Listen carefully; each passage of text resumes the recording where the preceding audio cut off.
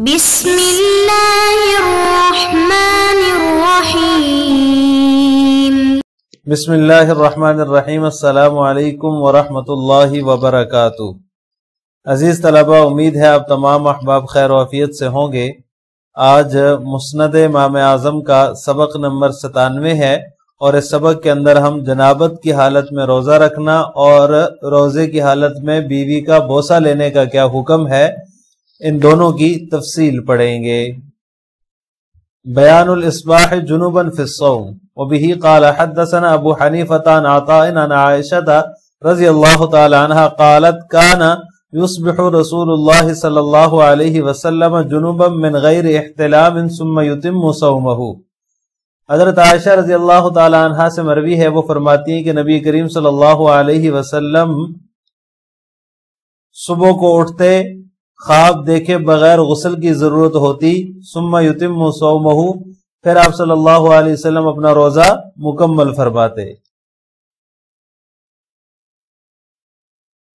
اس سے اگلی روایت ہے، وبہ قال حدثنا ابو حنیفۃ عن حماد بن ابی سلیمان عن ابراہیم عن الاسود عن عائشۃ رضی اللہ تعالی عنہا قالت كان رسول اللہ صلی اللہ علیہ وسلم يخرج الى صلاة الفجر ورأسه يقطر ماء من غسل جنابة وجماع ثم يظل صائما۔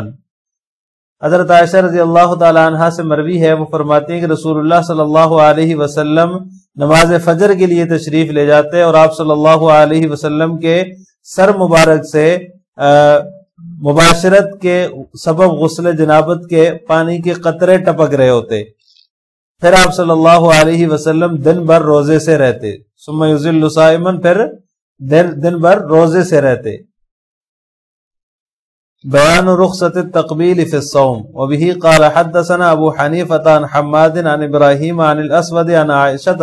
رضی اللہ تعالی عنہا قالت كان رسول اللہ صلی اللہ علیہ وسلم يخرج الى الفجر ورأسه يقطر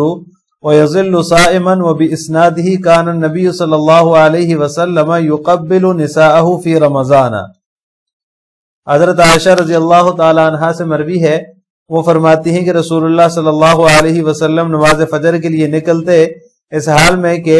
پانی آپ کے سر سے ٹپک رہا ہوتا، اور پھر آپ روزے سے رہتے دن بھر۔ وبإسناده، اور ایک سند سے یہ مروی ہے کہ آپ صلی اللہ علیہ وسلم اپنی ازواج کا بوسہ لیتے رمضان میں۔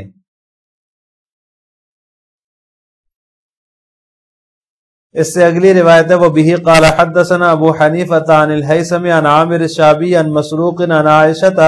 رضی اللہ تعالی عنہا كان رسول اللہ صلی اللہ علیہ وسلم یصیب من وجہها وهو صائم یعنی القبلۃ۔ حضرت عائشہ رضی اللہ تعالی عنہا سے مروی ہے، وہ فرماتے ہیں کہ رسول اللہ صلی اللہ علیہ وسلم ان کے چہرے کا بوسہ لیا کرتے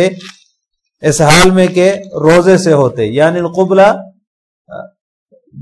جو ہے وہ بوسہ لیا کرتے، یصیب من وجہها، ان کے چہرے تک پہنچتے یعنی بوسہ لیا کرتے۔ اس سے اگلی روایت ہے، وبہ قال حدثنا ابو حنیفۃ عن زیاد عن عمرو بن میمون عن عائشۃ رضی اللہ تعالی عنہا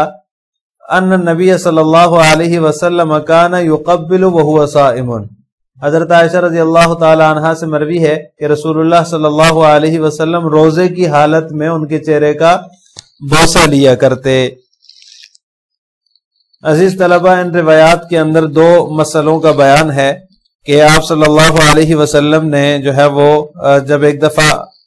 بیدار ہوئے صبح کی حالت میں سحری کے وقت، اس وقت آپ صلی اللہ علیہ وسلم کو غسل جنابت کی ضرورت تھی، لیکن آپ صلی اللہ علیہ وسلم نے جو ہے وہ اسی حالت میں روزہ رکھا، اور پھر روزے کو دن بھر جو ہے وہ مکمل فرمایا، یعنی کہ جنابت کی حالت میں ہی آپ صلی اللہ علیہ وسلم نے روزے کی نیت کی، سحری کھا کر روزہ رکھ لیا، غسل بعد میں کیا۔ تو جنابت کی حالت میں سحری کھا کر یا سحری کھائے بغیر روزے کی نیت کرنا کیا یہ درست ہے یا نہیں؟ تو اس حدیث سے یہ پتہ چلتا ہے کہ کوئی شخص اگر جنابت کی حالت میں اس کو غسل کی ضرورت ہے، وہ غسل کرنے سے پہلے ہی سحری کھا لیتا ہے اور روزہ رکھ لیتا ہے، پھر سحری کا وقت ختم ہونے کے بعد غسل کر لیتا ہے، تو اس کا روزہ ہو جائے گا، اس کا روزہ صحیح ہوگا، کیونکہ روزے کے لیے جو ہے وہ طہارت شرط نہیں ہے، طہارت نماز کے لیے شرط ہے، نماز کے وقت میں اگر اس نے غسل کر لیا اور اسی حالت میں پہلے اس نے روزہ رکھ لیا تو جو ہے وہ اس کا روزہ صحیح ہو جائے گا۔ صبح سے مراد سحری کا وقت ہے۔ حدیث میں جو یصبح کے الفاظ آئے ہیں اس سے مطلب یہ کہ سحری کا وقت مراد ہے۔ سحری کے وقت آپ صلی اللہ علیہ وسلم اٹھے تو ان کو جو ہے وہ غسل کی ضرورت تھی، تو آپ صلی اللہ علیہ وسلم نے پہلے سحری کھا لی، روزے کی نیت کر لی، اس کے بعد نماز کے لیے پھر آپ نے غسل فرمایا ہے۔ تو سحری کے وقت میں آپ صلی اللہ علیہ وسلم نے جو ہے وہ اس وقت یہ نہیں کہ دن بھر آپ صلی اللہ علیہ وسلم جو ہے وہ حالت جنابت میں رہے، اس کا یہ مطلب نہیں ہے۔ تو لہٰذا نماز کے لیے طہارت شرط ہے، روزے کی نیت کے لیے، روزہ رکھنے کے لیے، سحری کھانے کے لیے طہارت کی شرط نہیں ہے۔ اس لیے اگر کسی نے سحری حالت جنابت میں کھا لی اور روزے کی نیت کر لی تو اس کا روزہ صحیح ہوگا۔ ایک مسئلہ تو یہ بیان ہوا ہے۔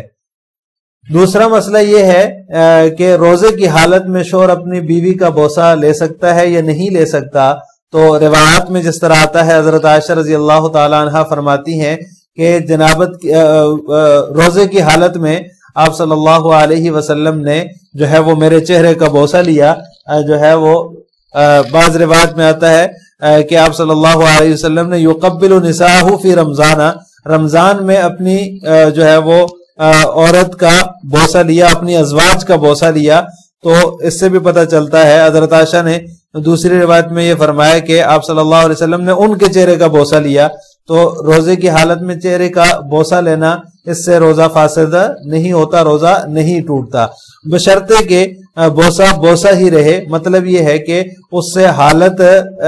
ایسی حالت اگر کسی کو اپنے اوپر اتنا اعتماد ہے کہ وہ جماع کی حالت تک نہیں پہنچے گا تو وہ بوسہ لے سکتا ہے۔ ہاں اگر اس کو اتنا کنٹرول نہیں ہے، شہوت ہے، بہت زیادہ آ رہی ہے شہوت، اور خطرہ ہے کہ وہ جو ہے وہ جماع تک پہنچ جائے گا، تو پھر اس کو بوسہ لینا صحیح نہیں ہے۔ اس کے لیے بہتر یہی ہے کہ وہ بوسہ لینے سے گریز کرے۔ جس کو اپنے اوپر اعتماد ہو، بوسہ لینے کے بعد وہ جماع کی طرف نہ جائے، تو اس شخص کے لیے بوسہ لینا جائز ہے، اس سے روزہ فاسد نہیں ہوتا۔ بوسہ لینے سے روزہ فاسد نہیں ہوگا، خلاصہ کلام یہ ہے۔ اگر اس کے بعد وہ جماع کی طرف جاتا ہے تو اس سے روزہ فاسد ہو جائے گا، بوسہ لینے سے روزے کے اوپر کوئی اثر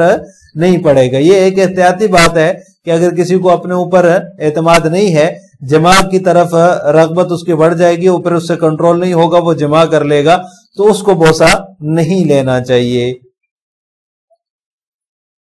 عزیز طلبہ، ان روایات سے جہاں ان مسائل کا معلوم ہوتا ہے، یہ مسائل پتہ چلتے ہیں کہ حالت جنابت میں روزہ سحری کھا لینے سے روزہ ہو جاتا ہے، روزے کی نیت کر لینے سے روزہ ہو جاتا ہے، اور اسی طرح روزے کی حالت میں بیوی کا بوسہ لیا جا سکتا ہے۔ وہیں یہ بات بھی ثابت ہوتی ہے کہ اللہ تعالیٰ اپنے انبیاء خصوصاً نبی کریم صلی اللہ علیہ وسلم کی شیطان اور اس کے حملوں سے حفاظت کا غیر معمولی انتظام فرماتا ہے، کیونکہ یہ جو پہلی روایت ہے جس میں حضرت عائشہ فرماتی ہیں کان یصبح رسول اللہ صلی اللہ علیہ وسلم جنوبا من غیر احتلام ثم یتم صومہ، کہ آپ صلی اللہ علیہ وسلم نے جنابت کی حالت میں صبح کی من غیر احتلام، خواب میں کچھ دیکھے بغیر۔ تو اللہ تعالیٰ اپنے انبیاء کی، خاص طور پر نبی کریم صلی اللہ علیہ وسلم کی جو ہے وہ حفاظت کا انتظام غیر معمولی طور پر فرماتا ہے۔ جس طرح شیطان جو ہے وہ نبی کریم صلی اللہ علیہ وسلم کی شکل و صورت اختیار کر کے کسی کو دھوکہ دینے کا اختیار اس کو نہیں ہے، اسی طرح نبی کریم صلی اللہ علیہ وسلم کو خواب میں بھی ایسی کوئی کیفیت اس کو دکھانے کا اختیار نہیں ہے جس سے غسل واجب ہوتا ہے۔ یعنی عام لوگوں کو جو خواب میں یہ کیفیت آتی ہے اور پھر اس سے احتلام ہوتا ہے، غسل واجب ہو جاتا ہے، تو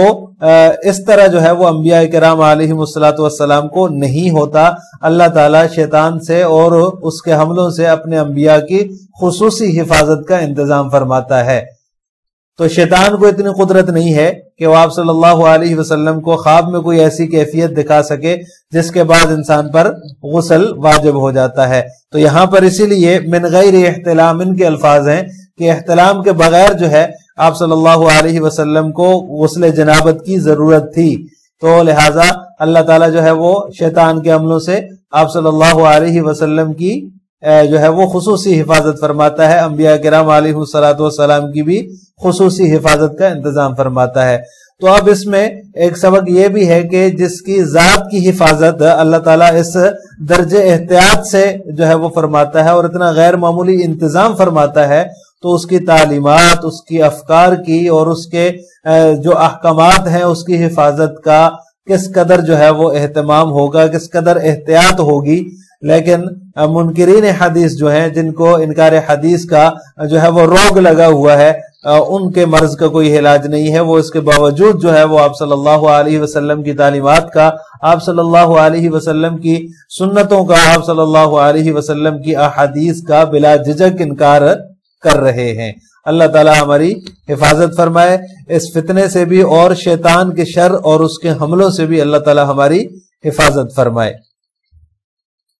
لہٰذا آج کے سبق کا خلاصہ یہ ہوا کہ ہم نے جنابت کی حالت میں روزہ رکھنے اور روزے کی حالت میں بیوی کا بوسہ لینے کے بارے میں تفصیل پڑھی ہے۔